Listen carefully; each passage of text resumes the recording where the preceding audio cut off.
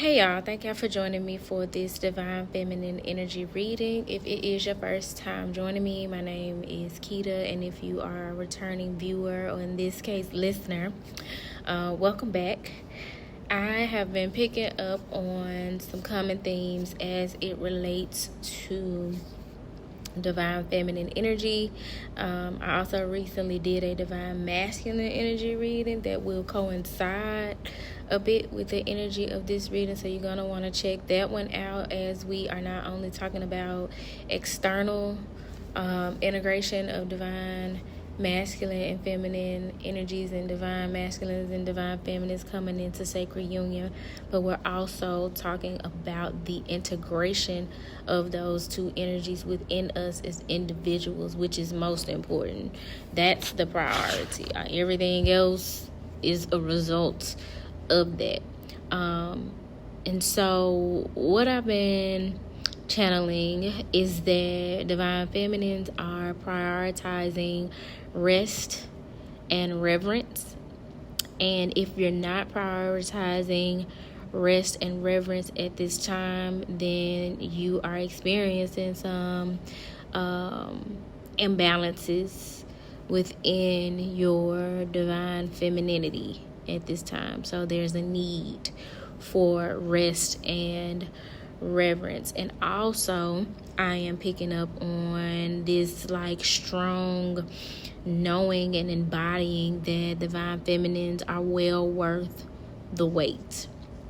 So whatever it is that you hold, or you're being shown, whatever's being mirrored to you that requires that you wait for better, for higher quality, for more aligned timing, it's worth it. You're worth it. So I've been reading the parable of the sower. When I tell y'all I'm at the end of the book, and all the way up to the end, I've been on it, but now it's taking me forever to finish it. I'll read a few pages at a time, just our 222, so that may be significant to you guys as an angel number on your journey. But I'll read a few pages at a time in the sauna or something. I could have been done with this book. I don't know why at the end it's such a slow read for me, but whatever the case, I am getting some nuggets from it that I'm going to share with you guys, kind of in the way that I shared some things from another book that I'm reading, of Water and Spirit by Malidoma Patrice Somé for the Divine Masculines. So for Divine Feminines, amidst the fall of Babylon, we're choosing intentional stillness over chaos. It's a lot going on around us, and we're prioritizing inner peace, stillness, being grounded, going within, and also being present as we are witnessing the conflicting, the chaos, and the changes that are taking place around us. And some of us are shifting from hyper empathy to self-preservation, because we know that God is in control and God is change, and that is the overall premise of Octavia Butler's The Parable of the Sower, that God is change. And there's a concept of earth seed, which we'll get into in just a little bit, that speaks more to that whole dynamic of God being change. So in the book, the story follows a young woman named Lauren Oya Olamina, and she possesses hyper empathy. She can feel what other people are experiencing, to the point of if somebody's physically hurt around her, she feels the pain. I think her case is so severe that if another person bleeds, she can bleed as well. But as a divine feminine energy, one thing that comes with the territory is being empathic. that's one of the things that is the sign of a divine feminine energy. In the book, it's also known as a sharer, because we share in people's hurt and pain as well as their joy. I know I could be at the school and I'm talking to a student and I can tell that they're holding on to some painful emotion, some sadness, some depression or something, because I start tearing up. And ain't nothing wrong with me. I'm feeling their pain as I'm talking to them, and they're masking. So they're not showing me the pain, but I feel it as I'm talking to them because I am an empath. But as an empath, you have to learn tools and practices that help you to stay grounded. And in this climate where systems are falling, Babylon is falling around us, we are to prioritize rest and reverence in order to preserve our being, our divinity, to stay anchored in our higher self, our oversoul. So that's going to cause some conflict, just saw 555 and 611. So those may also be angel numbers that you resonate with. That's going to cause some conflict with some people, because people can't have their way with you. When you hold yourself in high regard and have reverence, when you prioritize rest instead of being on the go, or in accordance to or agreement with whatever their agenda is. Everybody not going to be okay with it. They're going to have to be. They're going to have to get used to it if you stand on business about it. But don't count on other people to honor the rest and reverence that you prioritize. And by reverence, I mean like holding yourself in high regard and not allowing certain things or energies to be, not allowing certain things to drain you, not allowing certain treatment from people. Certain things just ain't gonna fly. You know what I'm saying? You're gonna find yourself in a position when you hold yourself in reverence where you find yourself saying, identifying with the phrase right game, wrong mind. Like, you have to hold yourself in high regard and lead by example and teach people how to treat you, but that comes from the internal work that you've done. Because if that's not the case, where you've done some internal identifying of your worth, then your standard is going to be obscure. It's going to be low. It's going to be illusory and confusing. It's going to be chaotic, opposed to high quality, high vibe, high frequency. So that's something to be mindful of. But in the story, the main character, her name is Lauren Oya Olamina, and she's hyper empathic, and she literally feels the physical, emotional pain of everyone around her, which is very much aligned with the energy of Oya, which Octavia Butler so significantly made her middle name. Oya is the Orisha in the Yoruban, not necessarily Yoruban, but primarily Yoruban, I would say, pantheon of the Orisha, who represents change. She commands the winds, lightning, hurricanes, and violent storms. She's the guardian of cemeteries, and she stands at the threshold between life, death, and ancestral wisdom. Oya is not afraid of death. Oya knows that death serves a purpose. Just saw 911, which may be significant to you guys, or you may be connecting with Archangel Michael in some way, or just needing to know the urgency of you familiarizing yourself with the importance, the significance of death. That death serves a purpose. And we're not just talking about physical death, but the overall concept of death as a transition, as a transformation. Those of us who are anchored in divine femininity, we know that death is not final. Death is a more of a comma than a period in some ways, because in your energy is continuous. So you either gonna alchemize that energy or not, basically. But it's infinite. It ain't going nowhere. It's going to exist in some other form if it doesn't exist in the physical form, or if it doesn't exist in the way that you're used to it presenting itself. But it does not die. There's nothing finite about death. But in the book, in the setting, just like in our 3D reality, the world is going through massive economic and social collapse. And she's traveling north through a dangerous wilderness to build a new spiritual community called Earthseed. Now, in the Divine Masculine reading, he was being led to travel east, representative of Eastern philosophies and higher consciousness.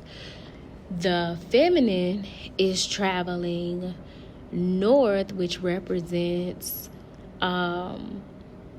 wisdom, the ways of the elders, self-sovereignty, earth, winter. This is experience, having been there, done that, so to speak, is what north represents. So the feminine is traveling or in the pursuit from a sovereign place of stability, legacy, permanent safety, the crown, structure, and ultimately synarchy. I said I was going to share with y'all on the community board the gene key that speaks about commitment. I think it's the same one: commitment, hierarchy, synergy, and synarchy. Or those may be two different gene keys, but I'm gonna put that on the community board so that you guys can explore that if you like. But that is what the divine feminine is in pursuit of. So whereas the masculine is just entering the wilderness, and somewhat begrudgingly, because there's an anxiety about leaving the comfort and safety of the group, the tribe, societal conditioning, old ways of living and thinking and practicing. The feminines have been there and done that. They have more experience. They have more skin in the game. And that is why they deserve the reverence that they are requiring in their connections. And also the rest. And she's looking and only accepting that which feels safe and protective of her as she rests in her divine femininity. So that is the experience for divine feminines currently, opposed to where the divine masculines are, where they have anxiety about their newfound freedom. And the feminine is like, okay, I've been exploring this freedom thing for a minute now. I could tell you where to get water, where to re-up at, where to nap at, where it's safe to let your hair down, how to go about protecting yourself out here, what dangers you might face as you are exploring the wilderness. So I think this will be a good time for me to share with y'all the pages that I was led to via bibliomancy, relevant to I don't even remember what they are. Wait a minute, I gotta remember what pages even prompted this conversation in the first place. Let's see, I know I wrote it down.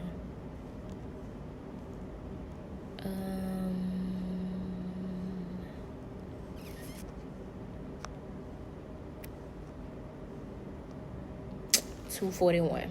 If you have the book, The Parable of the Sower, you'll want to reference pages 241 and 240 and 241. So it starts where Lauren Olamina and her tribe that she's cultivated They are traveling north to her man, which this relationship is so morally inept, I guess I'll say, because she's at this point like 18 and she's met a guy who's like 50 something. But they out surviving a world that is in collapse, and traveling to a property that he has, where he has promised to allow her to build a community on that property, because he's in love with her and he wants to protect her, he wants to provide for her. And if that's what comes along with it, that's what she's passionate about, that's her calling, then he's down to support her in that. But right now they are still trying to get there, so they're on a bit of a pilgrimage. So it says that first burning community this morning, that was a surprise. Almost all of the smaller communities we passed have been burning and swarming with scavengers. It was as though the quake had given yesterday's quiet, plodding paupers permission to go animal and prey on anyone who still lives in a house. So there's been a lot of fires that have been set within the communities around them. And everybody just out scratching and surviving. Everybody breaking into houses and businesses, and have turned into, some people have turned into cannibals, where they're eating human flesh and they're just trying to survive. So they're doing all manner of things just to live. And then there was an earthquake. So it says, I suspect that the bulk of the predatory scavengers were still behind us, still killing and dying and fighting over the spoils. I've never worked as hard at not seeing what was going on around me as I did today, minding her business.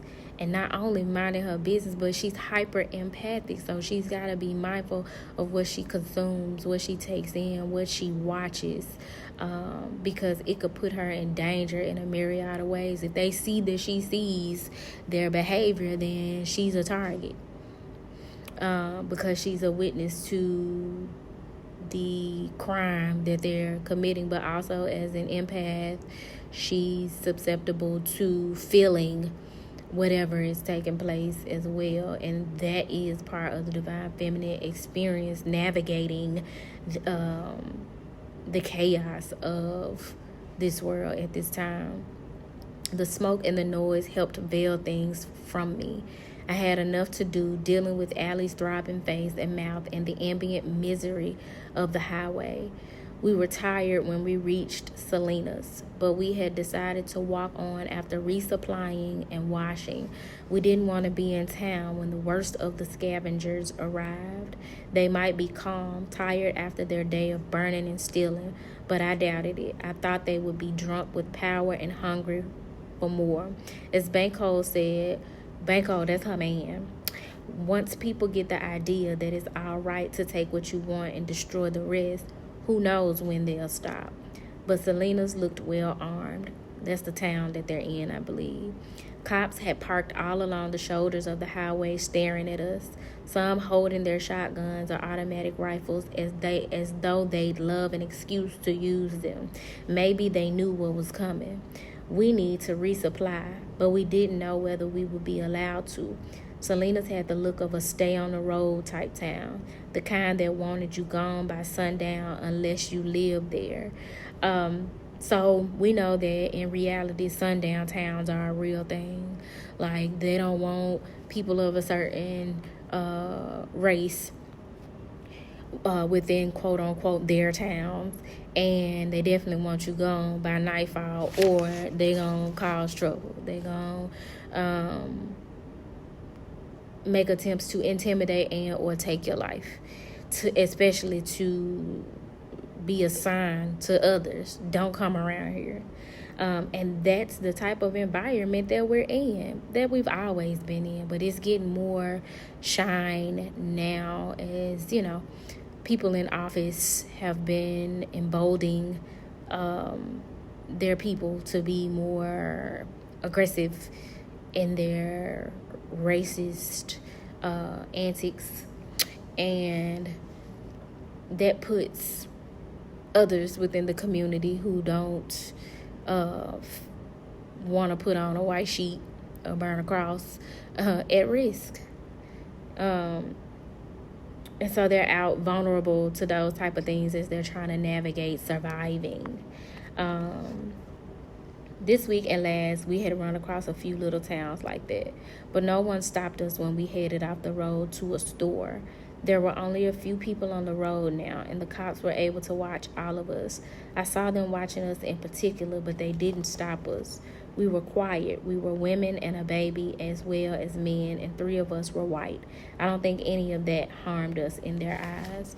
The security guards in the stores were as well armed as the cops. Shotguns and automatic rifles, a couple of machine guns on tripods and cubicles above us. Banco said he could remember a time when security guards had revolvers or nothing but clubs. My father used to talk like that. That's a sign of the times. Like, now that Babylon is falling and shit has hit the fan, even the security guards have high-powered rifles and machine guns instead of just revolvers and clubs, because things have gotten more volatile, and so they've gotten more aggressive in the book. And this book is so prophetic. It would not surprise me at all if we were to see things like that to transpire as shit is going to hell in a handbasket, so to speak. Some of the guards either weren't very well trained or they were almost as power drunk as the scavengers. They pointed their guns at us. It was crazy. 2 or 3 of us walked into a store and 2 or 3 guns were trained on us. We didn't know what was going on at first. We froze, staring, waiting to see what was going to happen. The guys behind the guns laughed. One of them said, "Buy something or get the fuck out." We got out. These were little stores. There were plenty of them to choose from. Even in crisis, divine feminines know that you don't have to settle for whatever is being dished out at you. Like, at this point in the book, they need to re-up. They need supplies. They need water. They need certain things from the store, but they talking shit to them and trying to intimidate them and being aggressive with them in the store. And I love how they have enough reverence for themselves to not settle. Like, it's plenty of other stores we can go to, my G. Just because we in crisis don't mean we got to steal shot with you and you on bullshit. And that speaks to, that's a sign of the times as well, because take Walmart and all Target and all these stores that are blatantly disrespectful. And then they hit us with an apology so we won't boycott. Like, nah, spend your money somewhere else. Where you're shown more respect, and even on a more individual level in your interactions with people. Don't let people treat you no any ass way. Don't let people give you the bare minimum of play in your face. And when you're empathic, that can be hard because you see, as my grandma and them used to say, you see beyond people's faults to see their needs. But no, you got to put yourself first. Everybody can't be a goddamn project and a patient, you know what I'm saying, and they abusing you. Like, no. You can get your energy exchange, your love, your intimacy, your affection, your conversation, your company from better quality individuals, and get a better quality experience. Sometimes it just requires a wait, and you're well worth the wait. When you hold yourself in high regard, you don't feel the need to settle for less than you know you deserve, and you use discernment like they're using in the book to decide, yeah, no, I'm not about to spend my currency, my energy, my love, my affection, my time on this. I will wait and go where I have better options. So it says we got out. These were little stores. There were plenty of them to choose from. Some of them turned out to have sane guards. I couldn't help wondering how many accidents the crazy guards have with those guns. I suppose that after the fact, every accident was an armed robber with obvious homicidal inclinations. The guards at the water station seemed calm and professional. They kept their guns down and confined themselves to cursing people to speed them along. We felt safe enough not only to buy water and give our clothes a quick wash and dry, but to rent a couple of cubicles, men and women's, and sponge ourselves off from a basin of water each. That settled the question of my sex for any of the new people who hadn't already figured it out. So when Lauren Olamina's community caught fire and many of her family members and neighbors died, and she was pretty much forced out into the wilderness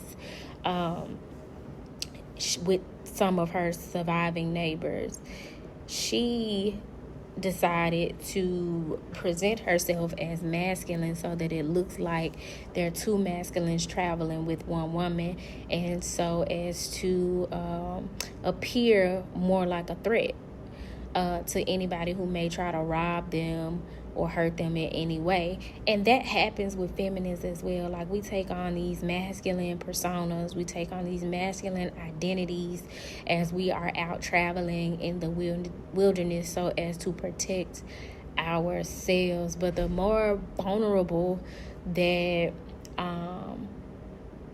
the environment allows us to be, because see, now she got Bein with her, they got more men in the community that are with them. The more you will see throughout the book that she begins to like let that mask fade and show more of her femininity, or that she's a woman. Like, she doesn't care to try to hide or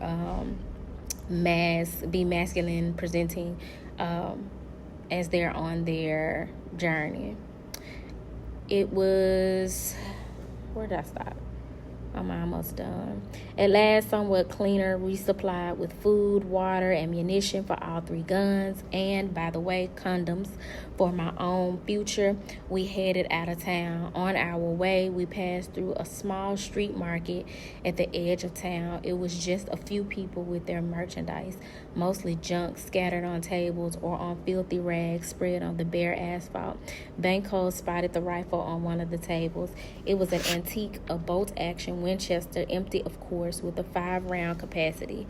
It would be, as Bein admitted, slow, but he liked it. So I'm going to stop there in terms of the excerpt from the book. But y'all get the idea, like, Lauren, like us, is able to rest more, and just because she's discerning what to get involved with and what not to get involved with, when to mind her business and what's her business, discerning where she's spending her time and energy, like not spending money at that store, and basically when she and the group rejected the first business, as much as they needed to re-up because the guards were hostile and hyper-aggressive, they found a better environment to spend their coin. Like, when you interact with people who are arrogant and untrustworthy and childish and playful or disrespectful and sneaky, listen, you got better options out there. You don't have to settle for that. You don't have to settle for chaos, people that don't have no peace or chaos in their lives, and therefore bring their dysfunction into your life with no intention of trying to co-create with you in any way, but only to take and not giving, no reciprocity. You don't have to settle for that. So it's really a matter of using discernment, y'all. I've been talking to so many young women who really need to hear this message, as they are lonely and seeking attention and seeking companionship and seeking things that are within them, outside of them. And it's only going to get worse as Babylon is falling, as chaos in our external community is taking place. It's only going to trigger us more if we're not anchored and holding ourselves in high regard and getting rest. Now is not the time to be grinding. Your nervous system is already a shitty mess because of what you're witnessing outside of you. So hope this message finds y'all well. If it did not find you well, I hope that it leaves you well. I hope that you understand that as a divine feminine, whether masculine or feminine in gender, or male or female in gender, we all have masculine and feminine energy. That you are the storm, you are Oya, you represent change, and that because that is the case, you have the power and the capacity to navigate change, and you are worth the wait. With that being said, y'all, if you'd like a personal reading, feel free to email me at turquoisemajesty@gmail.com. Oh, I didn't tell y'all about Earthseed. I think I'm gonna do a whole different reading on the significance of the concept of Earthseed in this book, because that's gonna be a minute. I'll be on that all day. So be on the lookout for that. I'm also going to do a reading on the karmic energy soon. But yeah, if you need a personal reading, email me at turquoisemajesty@gmail.com. Don't forget to like, comment, and subscribe. And until next time, y'all.